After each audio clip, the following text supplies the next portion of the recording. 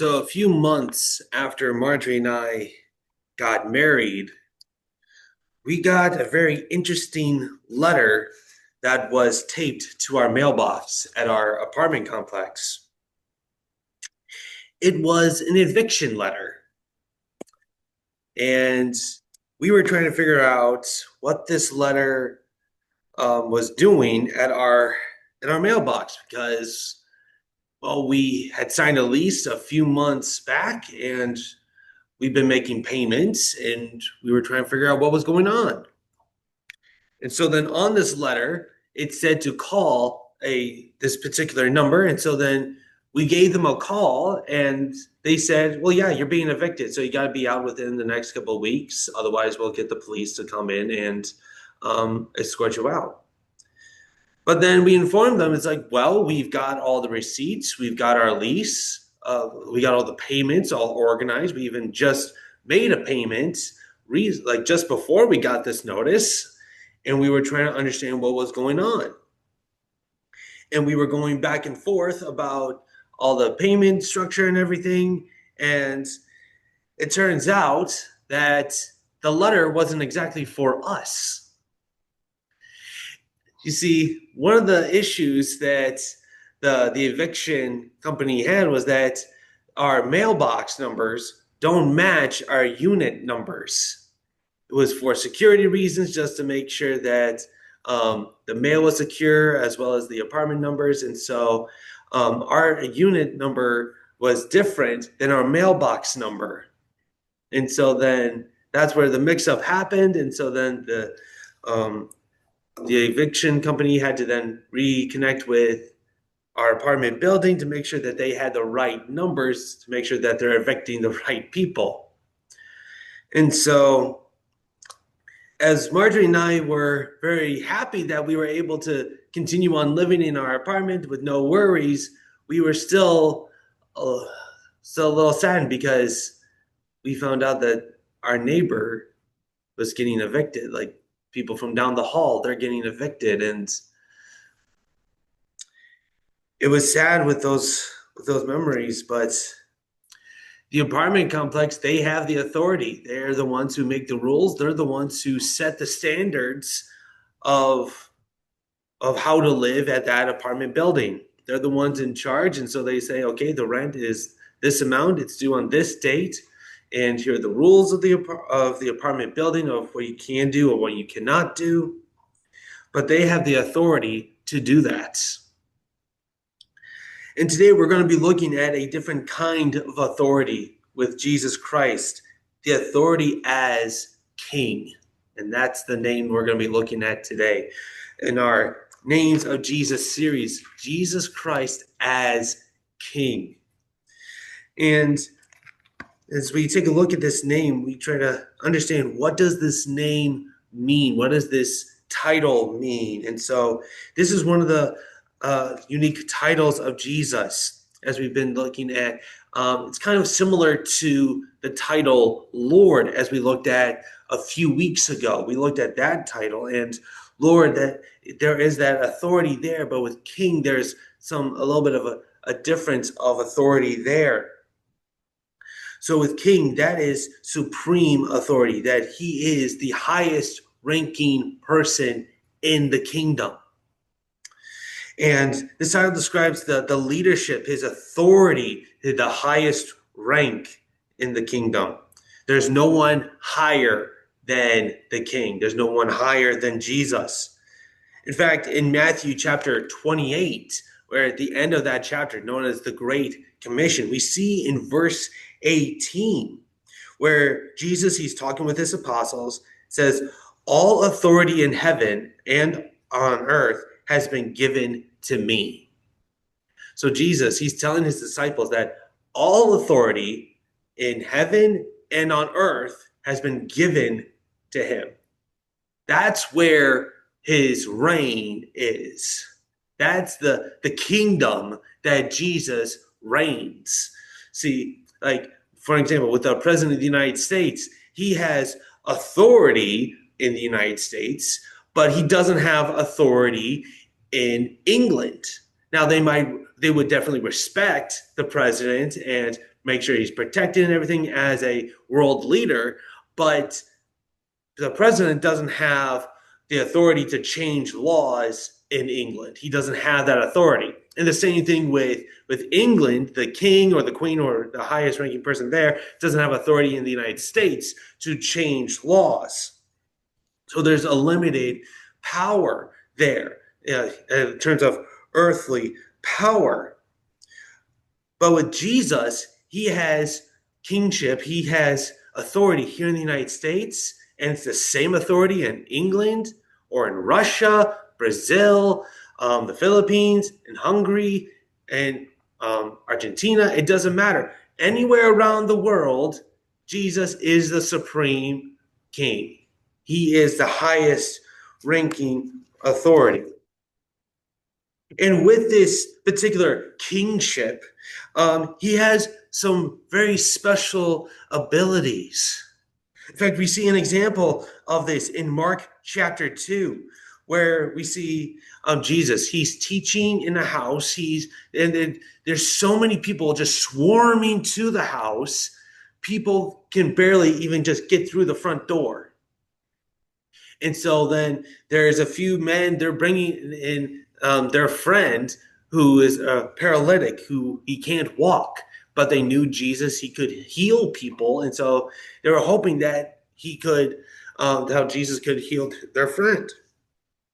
So they couldn't get in. So then they decided to go onto the roof, make a hole, and then lower their friend down this hole in the roof. And so then with this man, they lowered him down and they said, "Can you heal our friend? Can you make him walk again?" Jesus goes out to him and said to this man, "Son, your sins are forgiven." And the teachers of the law, they listened to this. They're like, "Wait a second, Jesus just said his sins are forgiven." And they didn't like this because they said, like, only God can forgive sins. But then Jesus reminded them that the Son of Man has been given authority to forgive sins. That's the type of authority Jesus has. He can forgive sins. And so that describes his authority, that describes his kingship. And so then going into some biblical cross references, the first one that we see here is in Matthew chapter 2. So in Matthew chapter 2, we see the Magi.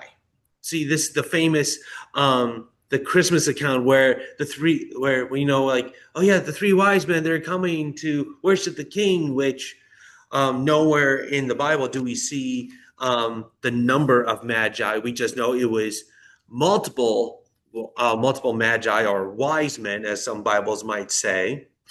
And so these there might have been like only two wise men. There might have been like 45. We don't know. We just typically go with three wise men because, well, there were three gifts, so one from each wise man.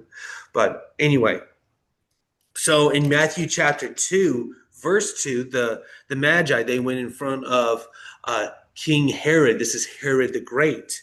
And they even said, "Where is the one who has been born King of the Jews? We saw this star in the east and have come to worship him." They came to worship the newborn king.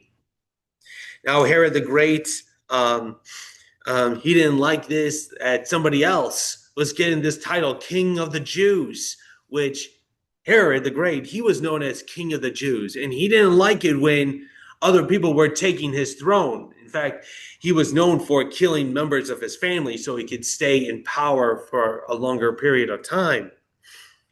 And so he actually gave the famous order to kill all the newborns of 2 years and younger, so then this issue can be taken away. So then this new king would not overthrow him, which obviously he did not succeed in that because, well, Jesus survived.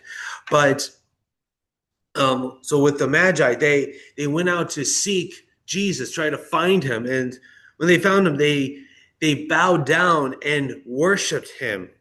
In fact, we even see this later in Matthew chapter 2, where they finally found Jesus. They bowed down, worshiped him, and then they gave him the three gifts, the gold, frankincense, and myrrh.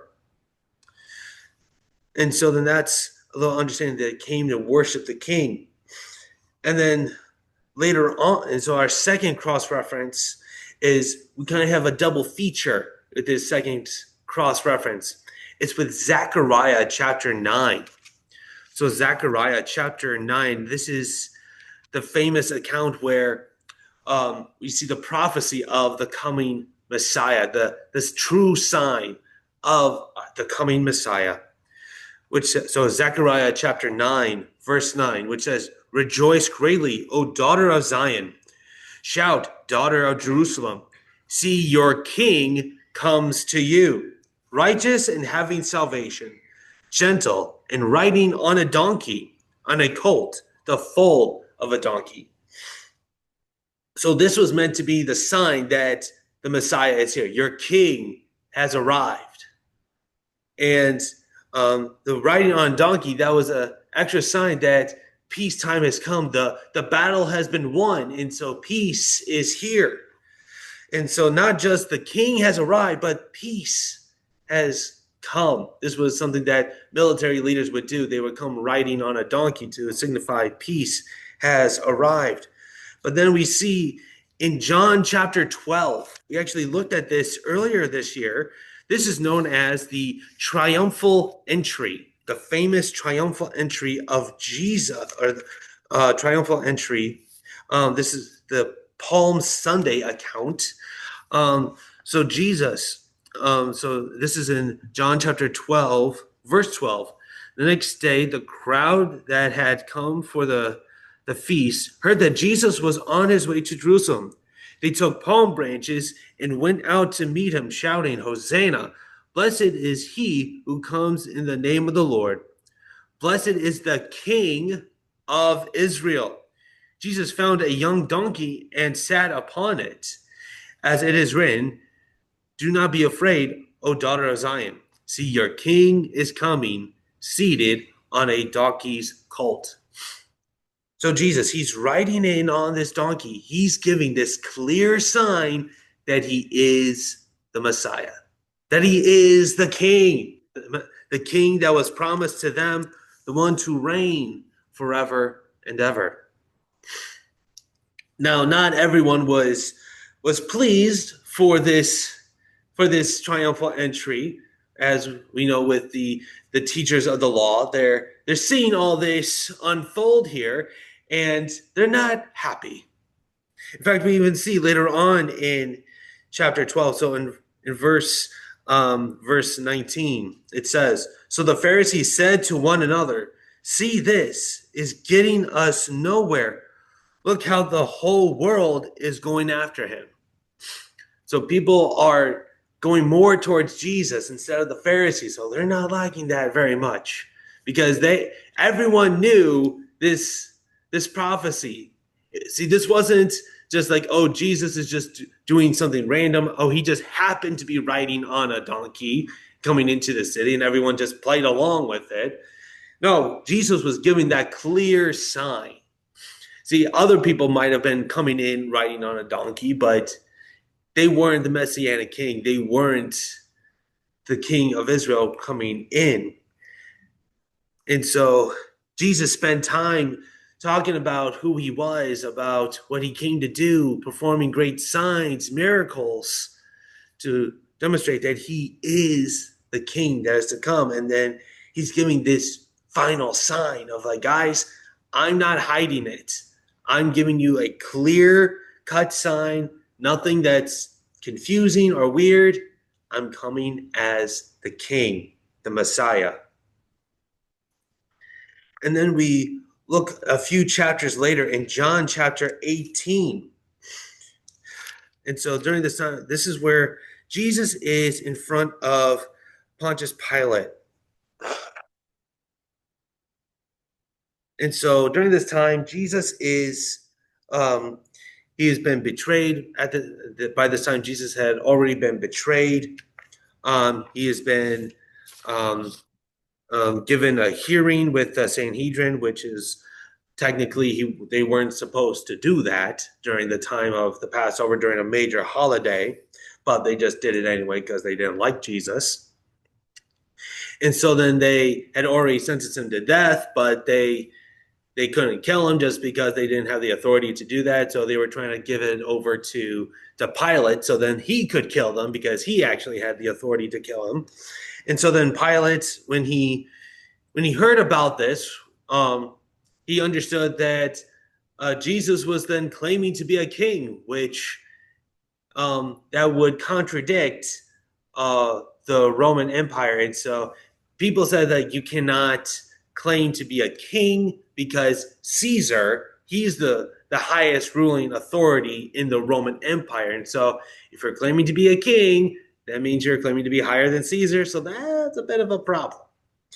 And so then Caesar, he's then interrogating Jesus. And we even see this in verse 37 of John chapter 18. So again, John 18, starting in verse 37. You are a king then, Pilate said, or said Pilate. Jesus answered, you are right in saying, I am a king. In fact, for this reason I was born, and for this I came into the world to testify to the truth. Everyone on the side of truth listens to me. And so then with this, Jesus, once again, he's making a clear cut sign that he is a king. He's saying himself, you are right in saying I am a king. And like some people have just said, well, Jesus never claimed to be the king or the ruler or anything like that. Well, we got it right here. Jesus straight up said, yes, I am a king. You are right in saying I am a king. And so now Pilate, he didn't find anything politically contradicting or physically threatening with Jesus. So he's like, guys, there's nothing wrong with this guy. Why do you want to kill him? He's an innocent man. But then the Jews, they just said, yeah, let's kill him. We want him done with. He's creating problems. We want to kill him. And so then Caesar just didn't want a big mob to uproar again. And so he sentenced Jesus to be crucified and even washed his hands as signifying that his blood was not on him. But then he sentenced him to death. And something that he even ordered for Jesus' crucifixion is for a sign to be put on his cross. And in several different languages, it was written King of the Jews. Now, this was more of a time to mock Jesus, time to just poke fun at Jesus as like, oh yeah, this is your king.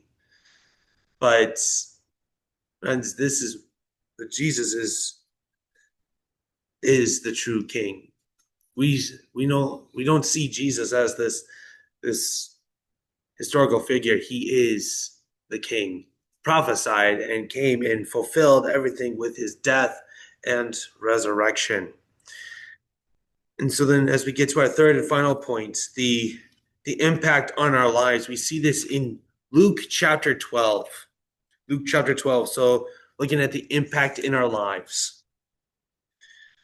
So again, it's Luke chapter 12, starting in verse 29, which says, and do not set your heart on what you will eat or drink. Do not worry about it. For the pagan world runs after all such things, and your Father knows that you need them. So stop right there for a little bit. There's things in this world that say that you have to be like you have to look a certain way. You have to be a certain person. People say that you gotta have a certain amount of money in your bank account. People say, well, you gotta have the right job.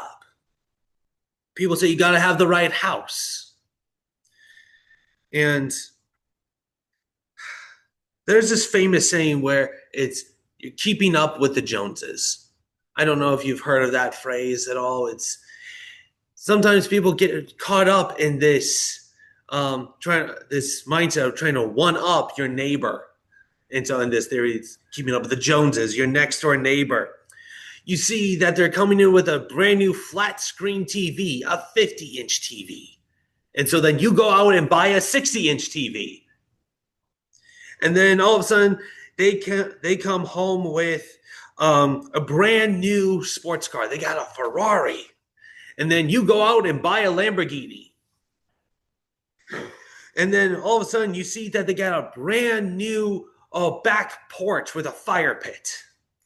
And so then you then get a brand new back porch with a bigger fire pit and a big canopy over it.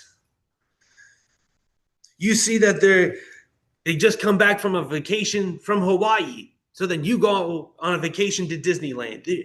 There's so much competitive just back and forth, and you're just trying to look like your life is so much better. It's so good. It's so great. But friends, two big things happen with that. Number one, your bank account goes to zero pretty quickly and typically goes down to the negatives, and banks don't exactly like that. But also mentally, there's so much focus, so much, I got to be better than my neighbors. I got to look good to them, that it takes over your whole body. And then you forget about the most important thing, Jesus. That Jesus is to be the one who is guiding you and leading you. Now, for me, it's like, I wish I could get a brand new set of golf clubs. I would love a brand new set of golf clubs because, well, for the longest time, I was using my first set, which was a junior set, which when you're 6 foot, it doesn't exactly work right. And so I was borrowing my dad's for quite a bit of time. And so I just had to use a bag with me just so then that was a part of the rules of the golf course. But then my dad, he got a brand new custom set. So then he gave me his, but he'd been using them for about 20 plus years when he gave them to me. And so they still work and they're fine, but it's like, it's one of those things where I wish I could just have a brand new set of golf clubs. But the problem is if I go out and buy $2,000 worth of golf clubs, then my family doesn't eat. So there's a bit of a problem with that. If you're wondering, $2,000 for golf clubs, that's the cheaper side of golf clubs. and for Jesus, he's talking about in this section is that the Father knows that you need them. He talks about like how you need to have food, you need to have water. He talks about in the previous verse, in verse 29, it says, "Do not set your heart on what you will eat or drink. Do not worry about it." And Jesus is saying, the Father knows you need that stuff. So God knows you need to eat. God knows you need a house. God knows you need a job. God knows you need a car. But nowhere in here does it say that you'll get the biggest house on the block. No one says that every meal will be Thanksgiving. In fact, Jesus even talks about the way we should pray is just give us this day our daily bread. As in, give us what we need today. And so if we focus on what we need today, then we're fine. And so we don't need to go set ourselves on looking good for people of this world, because God has got us. God has us right where we need him. See, all this back and forth with the money and all this stuff just creates all types of problems for us, because we always say, we need more, we need more, we need more. But Jesus says, it's okay. I got this. Don't set your sights on that. But then we see this in verse 31. Instead of focusing on things of this world, verse 31, it says, but seek his kingdom, and these things will be given to you as well. That's what we need to seek first, friends. That's what we need to go after, his kingdom.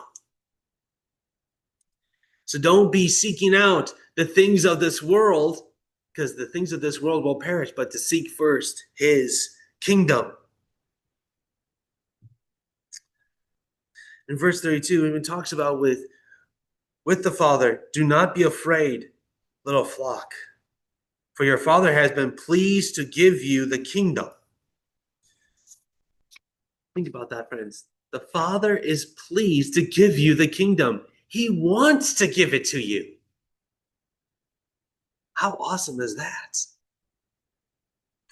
So we don't have to freak out about God. It's like, well, is he going to give it to me? I don't know. It's like he wants to give you the kingdom. He is happy to. Just seek his kingdom first. Don't focus on the things of this world. If your neighbor has a 50-inch flat screen TV, great. If you have a 40-inch flat screen TV and it still works, fantastic. Like a little side note, back when I was a senior in college, my grandmother gave me her 50-inch plasma flat screen TV. That's right, plasma. That was in the mid 2000s, like when those were like big and famous to get a plasma flat screen TV. Well, she had given to me after 10 years of use, and it was still working. It worked for me at college. It worked for me when I was working at the camp. It worked for me back when I was living with my parents. And, well, my parents' TV, theirs broke. And so then I let them take the plasma TV, and it's still working today. That TV is probably 20 plus years old, so why fix it? If someone has a 100-inch flat screen, great. It doesn't matter. If it's one of those things where if it's not broken, then why fix it? And so we need to focus on the kingdom. And if we focus on that, then God will give the things that you need at the right time. He'll give you the things that you need at the right time. We will benefit if we follow his kingdom. If we follow his kingdom rules, his authority. We even see in verse 34 a little extra warning about the things of this world. For where your treasure is, there your heart will be also. So if our heart is not in the kingdom, if our heart is set on the treasures of this world, that means our heart is not with Christ. And we only have one heart, friends. We don't have the ability to give out our heart to like everything of this world. We can only give it to one, and it's through Christ. But it's through Christ is how we give it to other things, such as our family. If we seek Christ, we seek the kingdom first, it's how we then go about our family, our home, our finances. See, people tend to like say, well, I'll give God my heart in church on Sunday, but after that, maybe during my 15-minute devotionals in the morning, but then after that, like I got to keep things separate. But it's about seeking his kingdom first, his authority in every aspect of our lives. So not just church in our devotional time. It's about our home, family, our finances, our work, our groceries, literally everything. We are to seek the King, seek his kingdom, to put our trust in God. If we're able to do that, we're able to go through life with ease. There's still going to be challenges in life. See, nowhere in here says that life will be easy when following Christ. We'll still have challenges, but if we put Christ first, if we seek the kingdom first, then we'll have victory. Then we'll be victorious. We'll go through life with ease when we put our trust in the King of Kings, Jesus. So as we get to our application here today, our first point is the authority of Jesus is higher than any earthly power, any earthly authority. So the authority of Jesus is higher than our earthly authority. See, friends, Jesus was given authority in heaven and on earth. It doesn't matter where we go in this world. We might be in a different country where there's a different earthly power. There might be a different president or king or whatever um, rank they have, but Jesus is still king. It doesn't matter if we're here in the United States. We could be in the middle of the ocean and Jesus is still king. People talk about like you have to be a certain distance away from the shore to be part of international waters. But friends, Jesus is still king. Jesus is still in power. You can be in the middle of Antarctica and Jesus is still in power. You can be in the highest mountain and Jesus is still in power. That's the type of authority Jesus has. No matter where we go, no matter what power, earthly power is ruling at the time, Jesus is still king. Second point is if we live in his kingdom, we must then obey the king. If we live in his kingdom, in God's kingdom, we must obey the king. We might not like some of the things that God calls us to do, but we do have a choice. We can either obey him, obey the king and his rules, or we can reject him. But there's one thing that we cannot do. That's ignore the king. We cannot ignore the kingship of Jesus Christ. He has authority. We might say like, well, Jesus, yeah, he's not my king. He's not my authority. It's like you might say that, but you can't ignore it. See, when we ignore the king, it's like we're then oblivious to then reality. Jesus is king. That's reality. If we can reject Christ, that's fine, but then we get in trouble. Then we'll be punished. But then it goes into our third and final point is that if we follow him, then we will benefit the king. We'll get benefits from worshiping the king. We will benefit if we worship the king. That's our third and final point. We will benefit if we worship the king.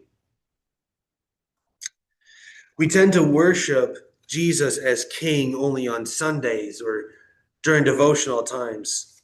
We separate the time frames of life and worship, but if we follow Christ, if we truly put our faith in Christ, put all of our trust into Christ, to seeking the kingdom, then we will benefit. We'll get the benefits from that, friends. We'll get the benefits as in eternity with him in heaven. And as I mentioned before, nowhere in Scripture does it talk about how life will be easy when we follow him. We'll still have challenges.